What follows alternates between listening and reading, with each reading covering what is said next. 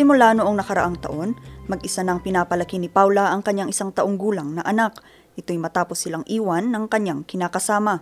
Para kumita at may pambili ng gatas sa kanyang anak, nagtatrabaho ito sa gabi bilang isang tax analyst. At kapag hindi makatulog ang anak, hinihele niya ito habang nagtatrabaho. Pag gising niya, papakainin mo siya. Tapos minsan, ayaw niyang kumain. Ayun, so wala kang tulog. Parang minsan nakaka-stress pero kailangan mong humarap sa kanya na okay ka lang. Hindi mo dapat ipakita na pagod ka, ganyan.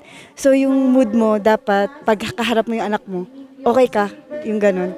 Yun siguro yung mahirap para sa akin, lalo na pag ayaw niyang kumain. Mahirap man ang kanilang sitwasyon, wala siyang magawa kundi tatagan ang loob alang-alang sa anak. Malaking tulong na raw ang pagkakaroon ng leave para matutukan nito ang pag-aalaga.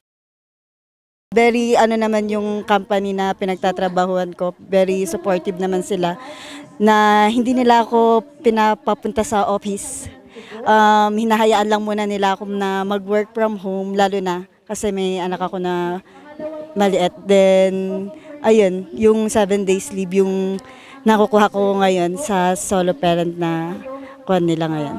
Maliban sa leave, may mga karagdagan pang benepisyo ang maaaring makuha ng mga solo parents sa lungsod. Siyempre yung mga solo parent natin na mayroong 6 years old and below naman po, sila yung nakalagay doon sa batas na magkakaroon ng discounts on the purchases ng milk, ng medicines para sa kanilang mga anak. Hindi po. Meron po yung mga identified items lamang, just like the senior citizens also. So kailangan nating hintayin yung IRR to determine what kind of milk, what kind of grocery items ang pasok doon sa kanilang discountable items. Pero ang mga benepisyong ito, maaaring mapawalang bisa sa mga solo parents kapag hindi nila nakumpleto ang mga requirements. Kapag meron na silang bagong partner, katuwang na nag-aalaga sa kanilang mga anak, or if ever po, wala na po silang mga anak na 22 years old and below.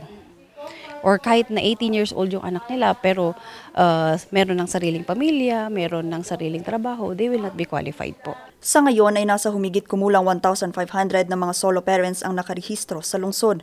Maaari ding makakuha ng 1,000 pesos ang mga solo parents kada buwan sa ilalim ng City Ordinance No. 99 Series of 2018 pero hindi pa ito binibigay dahil sa kawalan ng implementing rules and regulations mula sa pamahalaang lungsod.